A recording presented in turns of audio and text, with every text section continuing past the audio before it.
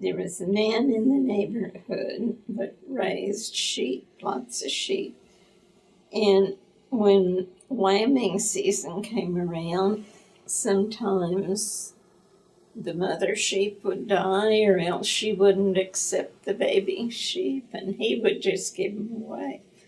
So my dad asked him if he could have two for me to raise, and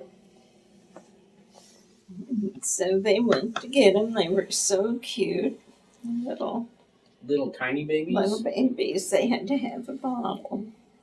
And we mixed up a formula. I forget what it was. I think it was milk and a tablespoon of lard in the milk, maybe.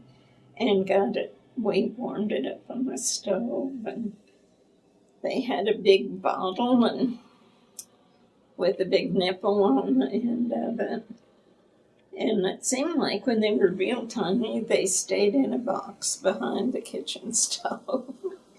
Just to stay warm? Mm-hmm.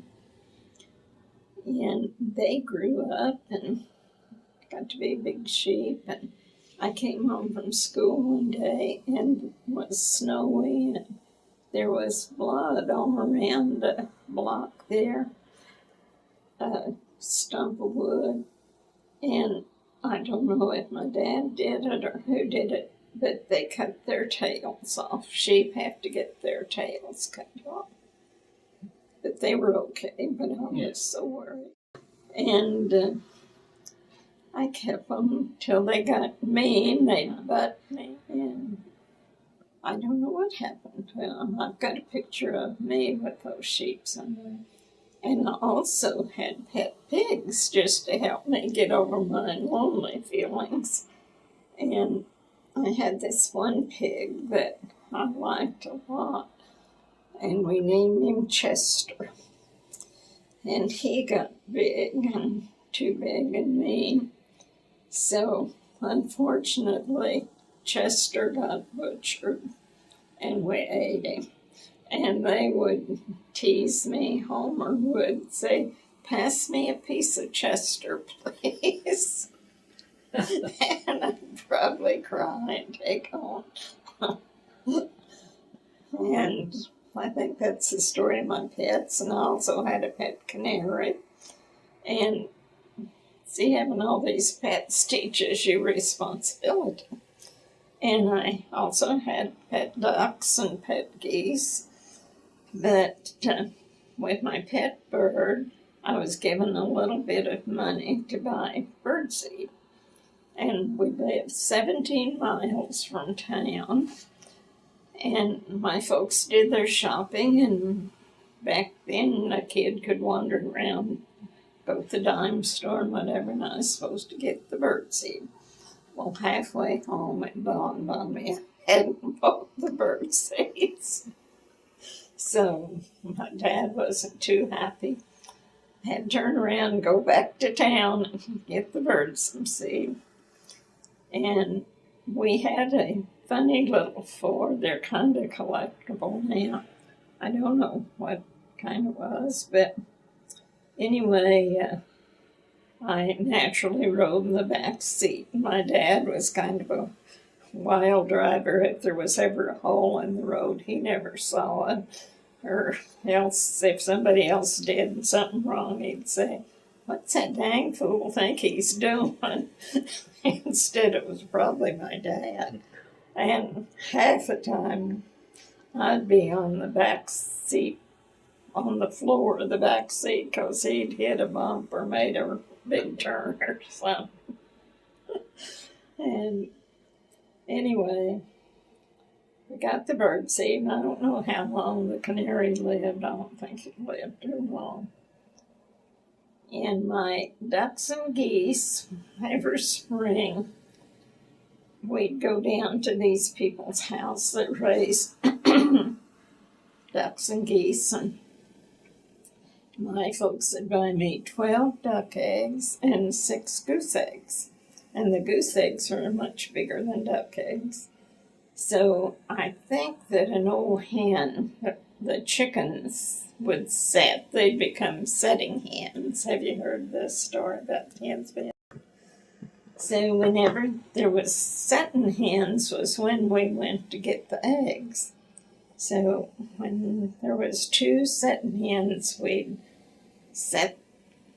fix a nest for the old hen, and we'd put the 12 duck eggs in and set the old hen on there. Naturally, she'd have to get off the nest sometimes and go eat or whatever. And it was my job to sprinkle water on the eggs so they'd hatch. So I did. I think I don't know if we could put 6 goose eggs under 1 hen, or maybe took 2 hens. But anyway, they hatched and they were so cute. And I took care of them and fed them, and I mixed up all kind of things for them to eat because we had a big garden, and I could pick lettuce and chop it up for them. And sometimes I'd boil an egg and mash it up with their lettuce, and sometimes I'd put some cottage cheese in there, so they did really good. And then when they got big, well, I would take them to town, or my folks would take me, and we'd sell them, and I got to keep the money. And once I had my money in a little coin purse, and I was in the dime store looking for something to buy. And wouldn't you know, I'd lay my little purse down and somebody picked it up naturally, so I lost my money. So that was the second story. I kind of forgot all my pet stories. I had lots of pets. And I know they did it knowing I was lonesome. Well, keep you occupied. Keep me on, tried to teach me responsibility. Not to lay my purse down, for Certainly. instance. I'm sure you learned that one. I did. I was just thinking about when you were talking earlier about the neighborhood, and just so how close was your nearest neighbor? And Well, probably a mile away. did you walk to school? I had to walk to school. I had a long walk to school. And Yeah. Was it more than a mile? yeah, more than a mile. Yeah. After, when I was in grade school, there was a little school there where the teacher that lived with us taught, and it burned. And then I had to ride the bus to school. To a different, farther away school? So you had to walk down out to the highway. Yeah.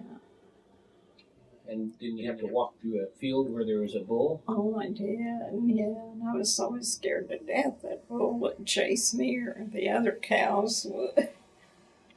I had a really, in a way, a hard life. I survived. I guess it's what made me as tough as I am today. Well, you faced down a bull in grade school every day to get to school. I just know it was going to see me and chase me and kill me. But did he ever come around and snort? No, thank the Lord. But there wasn't even any fence close. And even another cousin, we used to talk about that, how scared we were. But you know, my folks didn't worry none about me. They didn't take me to school or go with me, or things weren't. Live or die, I guess. I remember when those people used to live on their place in tents, you know. I remember my folks saying, do you think it's safe for her to walk to school? And they decided it was safe. I guess they figured they wouldn't bother me.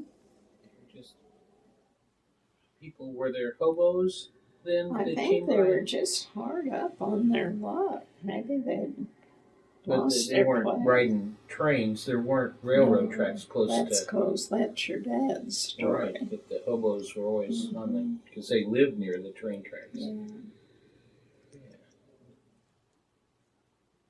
I'm sure Eddie knows about that. Well, he had an old Ford, you say, It was, now they're kind of neat looking cars. So. It was a sedan, though, a long. Or was Yeah. it like the one like you got me that you said Uncle David had? Or was that Ray? Had an old black. It was that same era, but Yeah. ours was a 2-seat car. But that same style. Yeah. Kind of, now they're kind of classic, but I yeah. thought it was the dumbest looking car. Oh, well, no, they're real streamlined looking now. Yeah.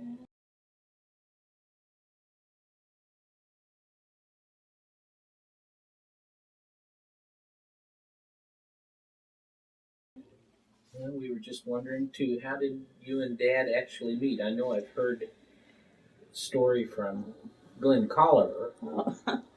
Well, I think we actually met because we sat next to each other in college.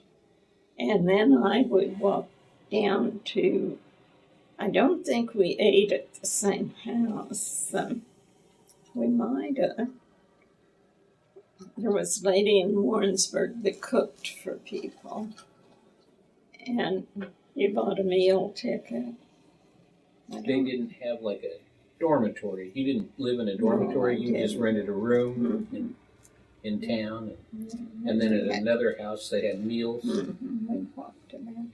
But then I think I lived somewhere where we'd walk down the street where the guys were all sitting out in front of their house. And your dad said that he was going to marry that girl, meaning me. So he would ask me out, and I wouldn't go with him at first. And I finally decided I'd go out with him. And where did you go on your first date? Probably to the movies. That's about the only place we could go. And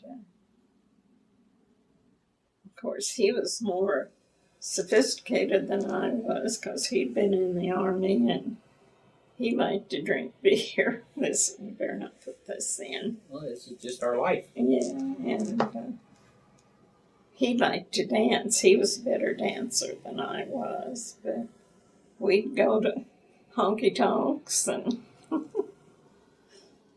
dance, and he could jitterbug. And the girls from down around Calhoun that he went to school with liked to dance with him because he was really a good dancer, and they'd ask him to dance. Now that is just so out of character and hard to believe. I've never heard this. Really? That he liked to dance. Oh, he was a good dancer.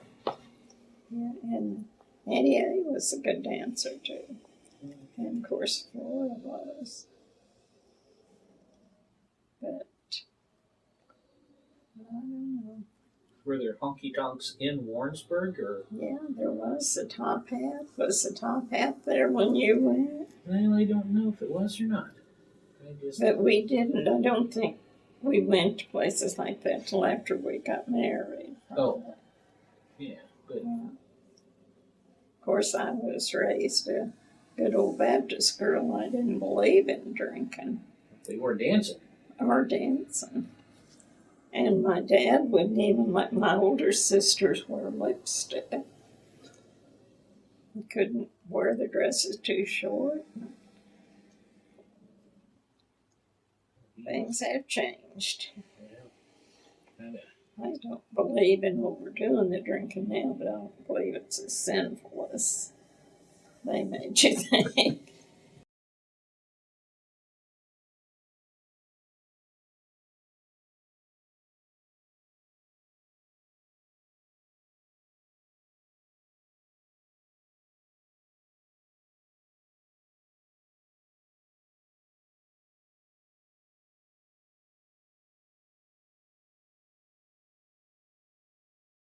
So you didn't live in the house in Clinton at all? No. Yeah. But I remember the name of the street and the house number. I was just trying to think, what was it? 401 East Jefferson. Jefferson. Yes, that's right. That's exactly right. And didn't Jessie. live. And had she moved to Clinton first? I don't know for sure. And that was my mother's sister, Your Aunt Jessie. Aunt Jessie. And of course, they liked to visit each other. And my mother's health had got bad, and we'd get after her. Oh, don't walk up there. You're going to fall if you walk up there. And we was always warning her, don't walk up there. And I thought, why didn't we just leave her alone, let her do what she wanted to do?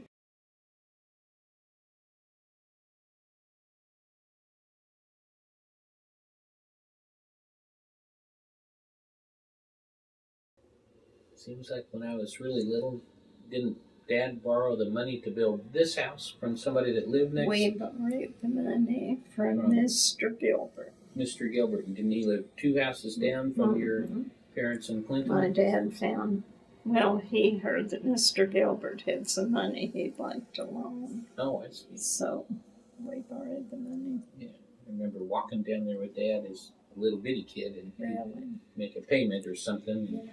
We got it paid off. We borrowed $10,000. We didn't think we'd ever get it paid off.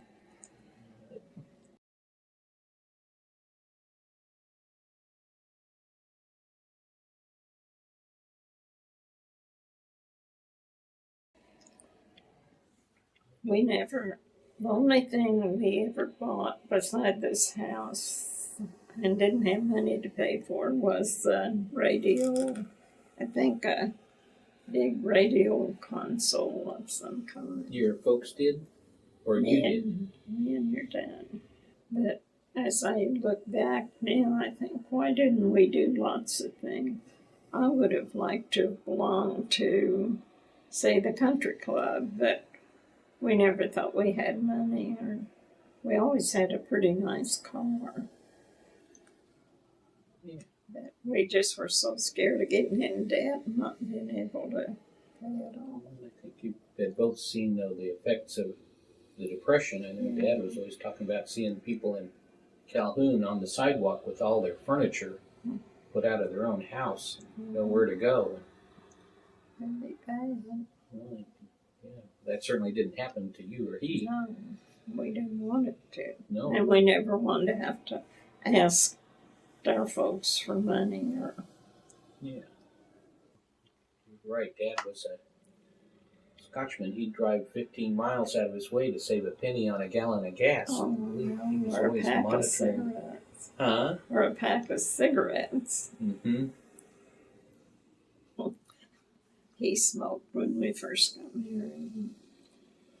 I think cigarettes cost, I don't know if it was 17 cents a pack or not. But I talked to a friend of your dad's quite often, and he was telling me that your dad used to always be bumming a cigarette off a ham. And he told him once, said, I forget what he said. He said, you'd save 17 cents or something if you'd quit smoking those cigarettes. Then you'd have 17 cents. Yeah. You remember when your dad smoked? Uh-huh. Yeah, I remember mostly when he quit. Oh, yeah, it was mean. Well, that was not a... That's what tickles me about those ads for whatever it is they advertise on TV. If you may experience feelings of anger or depression or suicidal thoughts, I just keep thinking, really? Yeah. I bet you probably will. Oh, yeah. I remember he used to sleep right here on the sofa. He'd just lay down because he just couldn't stand to be awake, I think. Really? He'd have a headache. Always had it. But I think that was from his war injury. He lost the sight of an eye. Had lots of shrapnel in his arm and leg. He had shrapnel in his leg, too? Mm-hmm. I didn't realize that. I thought it was just in his arm. And He could bulge it out. And you could see it. Yeah. He had a rough go of it. And he didn't deserve it. No, he didn't, but he made the very best of it. He did. That's what his friend that I talked to said. said when they were in college, your dad never let his injury slow him down. You know, the loss. And I said he'd still play basketball with the guys. Yeah, just, Have fun. Just like nothing had happened. yeah. I just remember he always drove day and Oh. night, and just with one eye. Sometimes now I drive with one of my eyes closed. And To see how it is. yeah, how difficult that is. I mean, it's He just did did it. a good job. Those headaches were just awful. He just wanted to bump his head against the wall, or he just couldn't stand it. I don't know if that was allergies or from the war injuries, or maybe when he quit smoking, that was probably worse. Mm-hmm. He went from cigarettes to cigars. Remember when he smoked cigars? Little Then- cigars. Huh? Smoked little cigars, didn't he? Then he smoked a pipe. I, Then back to cigarettes. But then he finally quit. But he said he never got over the desire of wanting a cigarette. After dinner, he'd like to have had a cigarette. just have to laugh sometimes about thinking about your pets, though. Back Oh. to pets. Just now, we had cats. We had This house. And we got out of the cat business because we had some tragedies with cats. Puff and pockets And Pepe Le Pew. and Peppy. And then we had Ginger, though. Ginger the dog. Then we had hamsters. Oh, Lord, we had hamsters. Hamsters, that was Then terrible. we had starfish. And then we had seahorses, I mean. Yeah. Seahorses didn't last too good either. And Had a we little had- turtle. Yeah. And he and Uncle Doc mailed from Florida. We're down there for it spring was training. frozen stiff when it got out. He was. We opened the box house when we lived on McCoy Street, and it's like, but he thawed out. He thawed out and got loose in the house, and we couldn't find it. But we finally did. He was under the I refrigerator got or so something. sick of that turtle because the kids wouldn't take care of it. It was stinky. Do you know what we did with it? I don't know. Did we take him to the zoo or? We took him on the way to Calhoun and put him out in Big Creek. I kind of remember that. I remember his house. He had a house with a ramp and a plastic tree, didn't he, or I something? don't know, but I hated that turtle. Oh, I was just thinking, though, I was just laughing about how Ginger couldn't come in the house. And all three of us.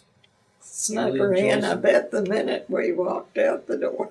I don't think she ever really came in, unless she just came in to. But she could come in to the kitchen, And lay on that rug. and she would lay and just have her nose over the edge of this, the carpet. Just But Look the her girls took her upstairs, they told me. oh, they did. Well, I didn't do that. Well, I'm glad. Well, I didn't. But That's funny in funniest. that we didn't have a dog in the house, and now all three of us I got know. multiple dogs in our house. Kinda think you're just getting even with me. We used to make snow ice cream where when it would snow in the wintertime, you'd go out and just scoop up snow off the top of the snow and bring it in, and you put an egg in it and some sugar, Just milk and sugar and vanilla. No way. stir it up. Wasn't too bad. No, it was. I remember that from being a kid, and I thought it was pretty good. Gosh, remember when we lived over on McCoy Street? Who were those people that lived across the street to the north of us that, for whatever reason, they bought a cotton candy machine? Yeah, I think they took it to fair or something. Had they retired or something and decided to Probably. travel about? And, They'd make some have you over once. all the kids from all the neighborhoods around there, kids I had never seen before, would be there, and he'd just be stirring up.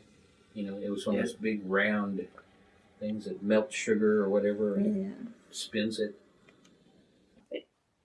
It's kind of funny you remember all these stories, and I don't even remember telling y'all. Oh, I guess. Just all the times we went camping, because didn't y'all remember, was it on your farm or on somewhere where Dad lived, where there were wagon ruts from where the pioneers had gone across the country? It seemed like that was kind of why we went camping a lot, just to be like the pioneers. I don't know why. I think we just did because it was a cheap way to have a vacation. Well, Then we enjoyed it. yeah, and we did camp a lot of places. Oh, every weekend, nearly. We went a lot. And you all went to Yellowstone. Actually, that's a good story. And just slept in your car when froze to death. When you were younger. That was at your honeymoon? Or? No, we'd been out to see your dad's brother, I think. In California? Mm-hmm. And we didn't realize that we couldn't find a place to stay, and it was cold. No, we did about freeze to death. But you slept on the seats of the car? Yeah. And once on your dad would start the motor and let it run a little while. Okay. Where did you park? Just parked on the side of the road? Yeah, Or? I think so. And I think once when we drove to California, it was before there was air conditioners in cars. We rented a little thing you could put on the front of your car, and water went through it. It was supposed to cool things off, but not too good. Well, did it just cool the radiator, though? Like a bag of water or something? I think so. Yeah. Yeah, that kind of evaporated as it went through the radiator. What those are.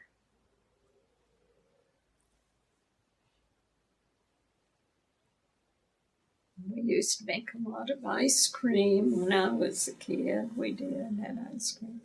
Then after we had a family of our own, we used to make a lot of ice cream.